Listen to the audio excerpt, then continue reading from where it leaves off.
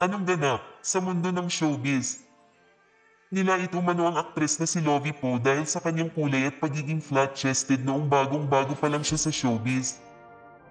Naibahagi ito ni Lovie sa press con ng contract signing niya sa SCDO Skincare Depot bilang endorser. Actually, when I was starting, to be honest, parang, I had a moment na parang, ako siguro, I was like to say, I was stubborn. Ako talaga yung stubborn na, I was like, you know what?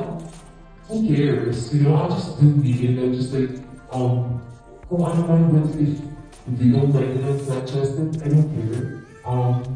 Galingan talaga. Galingan talaga sa pag-arte, galingan talaga in different aspects. People will always say certain things, but then you should never let these comments get to you. Just live your life on a day-to-day basis, enjoy yourself, and enjoy your work, and enjoy just being happy. Parang ngayon i-embrace mo, yan ang in na kulay. Di ba sayo mo sa Hollywood, yung pa yung pinili ka. Yeah, Di ba? so- Paano ma-achieve yan? Well, sabihin, it's like, thanks for being Filipino. Nagbabalak sana umano si Lovie na magpalaki ng boobs, ngunit hindi ito natuloy.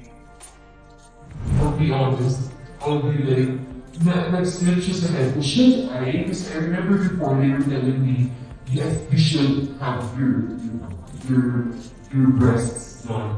And I was like, really? But I'm so paranoid. So totoo lang. So I'm happy that I did it. Because now I can wear anything I want. Pero sa totoo lang, nakaka-ingit yung mga offers I do. Anong ganap sa mundo ng showbiz? Kaiba sa kaso ni Sunshine Dizon na kasado na ang paglipat mula GMA to ABS-CBN.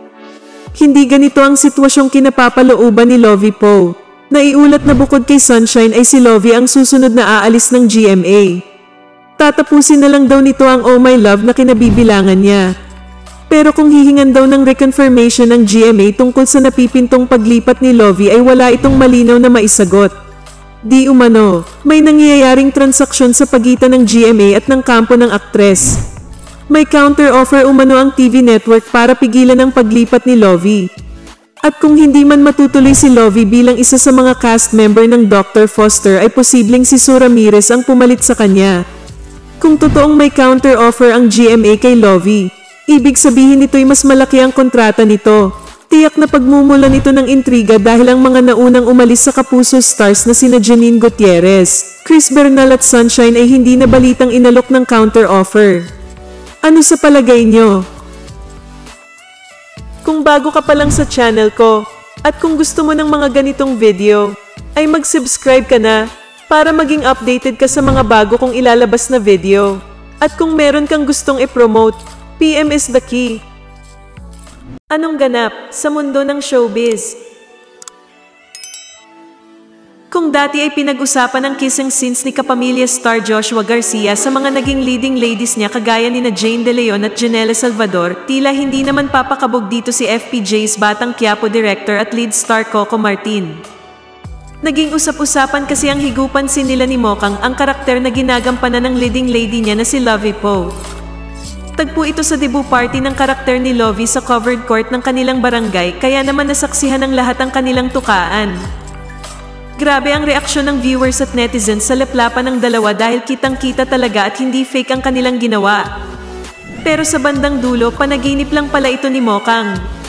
Ano kaya ang reaksyon dito ng rumored girlfriend ni Coco na si Julia Montes?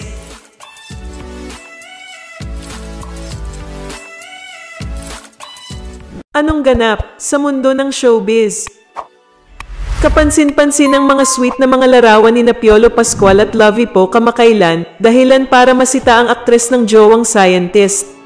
Abalang-abala ngayon ang brand new love team para sa pag-promote ng kanilang Pinoy adaptation ng Korean crime thriller drama na Flower of Evil.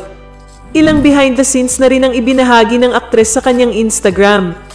Isang larawan naman kung saan makikitang magkadikit ang noo ng kapamilya love team habang bakas ang mga ngiti ang umagaw sa pansin ng British boyfriend ni Lovie na si Montgomery Blencow.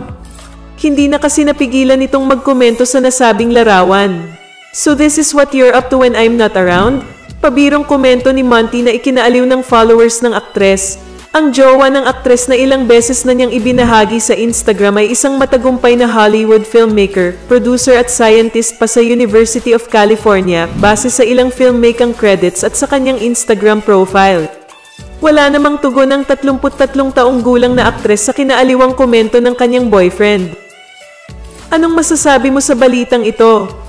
Anong ganap sa mundo ng showbiz?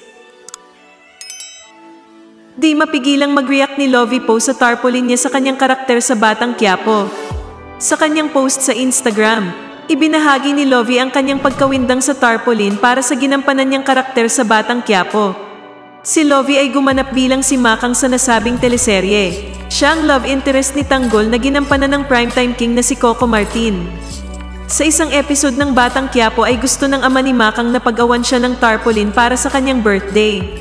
Gusto kasi ng ama ni Makang na yung design daw ay parang lumilipad. Nang ipinagawa na ito ng kapatid ni Makang na ginampanan ni Ping Medina ay tila hindi pang birthday ang naging resulta. Nagmukhang pangburo lang naturang tarpaulin. Kaya sa kanyang post ay ibinahagi ni Lovie ang pagkaloka niya sa nasabing tarpaulin.